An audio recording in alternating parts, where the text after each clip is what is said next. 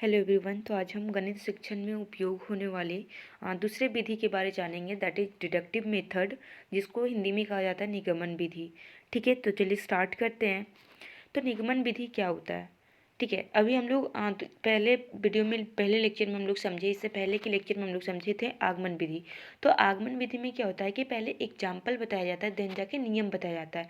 लेकिन अब थोड़ा सा बेसिक समझ लो कि जो निगमन विधि होता है, नाम से ही पता चल रहा है कि निगमन मतलब पहले हम क्या बताएंगे, नियम बताएंगे। ठीक है, और नियम से हम क्या बनाएंगे, नियम के बाद हम क्या जानेंगे, एग्जाम्पल जानेंगे। लेकिन आगमन में क्या था, पहले एग्जाम्पल हम जान रहे थे, पहले हम एग्जाम्पल जानते थे, फिर हम नियम में जाते थे। लेकिन निगमन विधि बोलता है पहले हम नियम जानेंगे। ठीक है, पहले हम रूल जानेंगे, देन जाके हम क्या जानेंगे, एग्जाम्पल जानेंगे। तो चलिए विदाउट एनी टाइम टेकिंग हम लोग स्टार्ट करते हैं लेक्चर। तो हमारा लेक्चर है आज का निगमन विधि, दैट इज डिडक्टिव मेथड, जो मैथ्स गणित शिक्षण में सबसे ज़्यादा उपयोगी माना जाता है। यह विधि आगमन विधि के बिल्कुल विपरीत होती है। यह विधि क्या होता है कि आगमन विधि के बिल्कुल विपरीत होता है। इस विधि में सामान्य से विशिष्ट की ओर, मतलब फ्रॉम जनरल टू पर्टिकुलर, या फिर हम कह सकते हैं सूक्ष्म से स्थूल की, मतलब फॉर्म, अब्स्ट्रैक्ट टू कंक्रीट, एवं सिद्धांत से उदाहरण की ओर हम लोग क्या करते जाते हैं। इस विधि में शिक्षक सर्वप्रथम, देखिए यहाँ 3 वर्ड आया। ठीक है, आपको इसको याद रखना बहुत ज़रूरी है। पहला, सूक्ष्म से स्थूल, मतलब from abstract to concrete, from general to particular, और फ्रॉम फॉर्मूला टू एग्जाम्पल।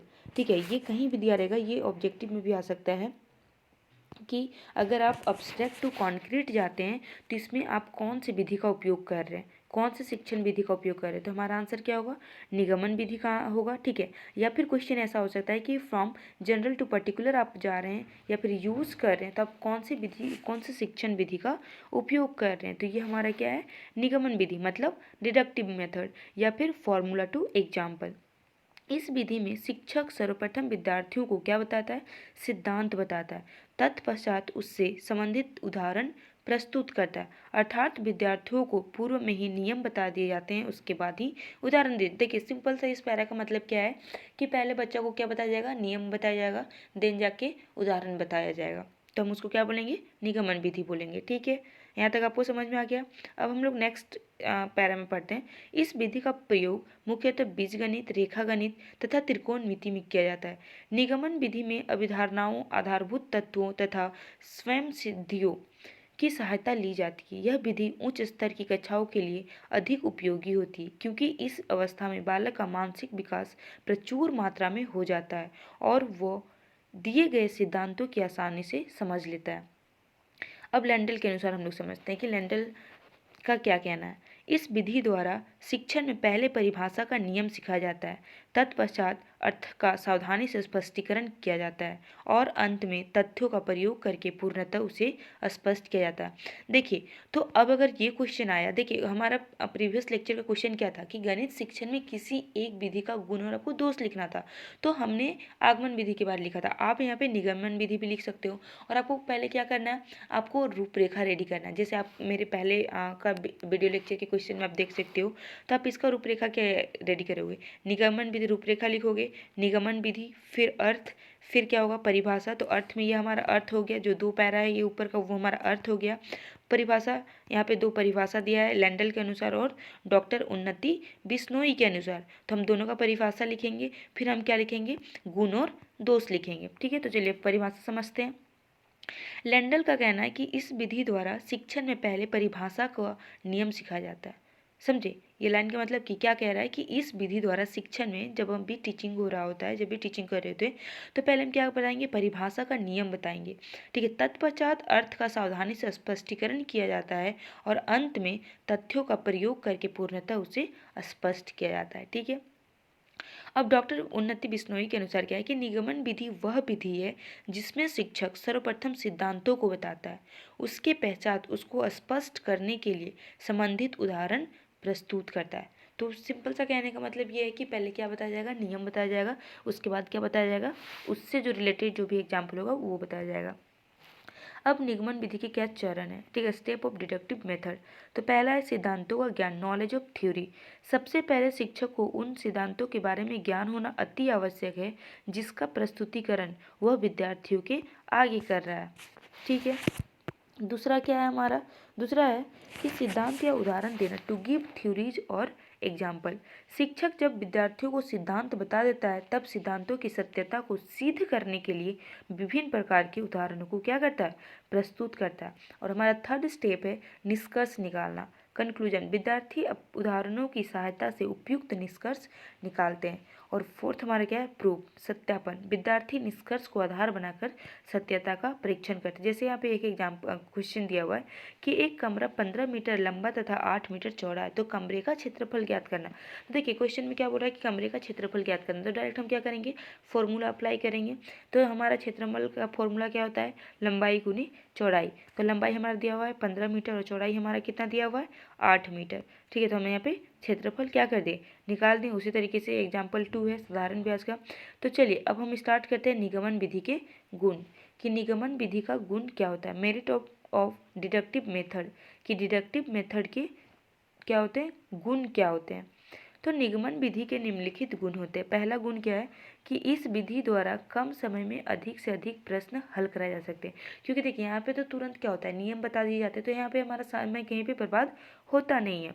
ठीक है, दूसरा क्या है, इस विधि के प्रयोग द्वारा समय की बचत होती है। तो इस विधि में क्या होता है, समय का बचत होता है। ठीक है, नेक्स्ट क्या है, ये बड़े बच्चों के लिए उपयोगी सिद्ध होता है। ये जो निगमन विधि होता है जनरली बड़े बच्चों के लिए होता है।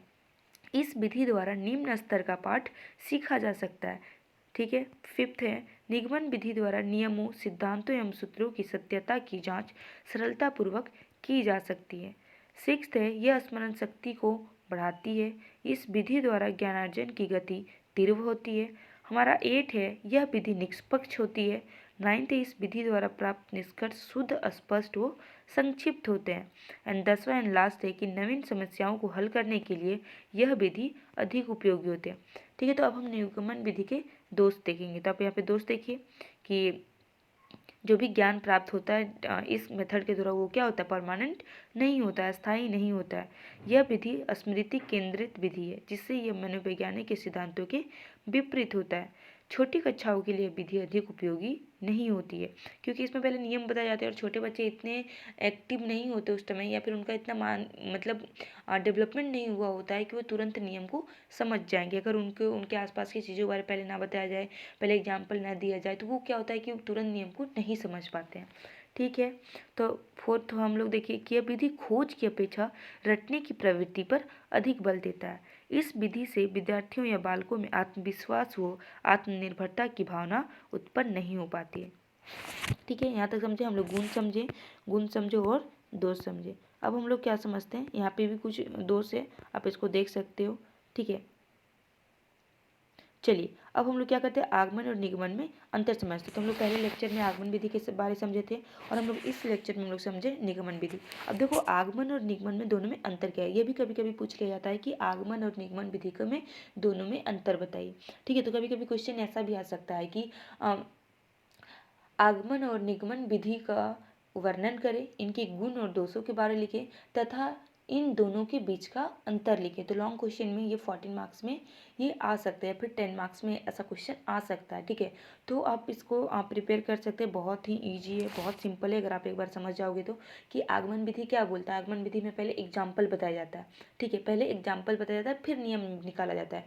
लेकिन जो निगमन विधि है, नाम से ही पता चल रहा है कि पहले हम क्या बताएंगे, नियम बताएंगे, देन जाके हम क्या बताएंगे, एग्जाम्पल बताएंगे।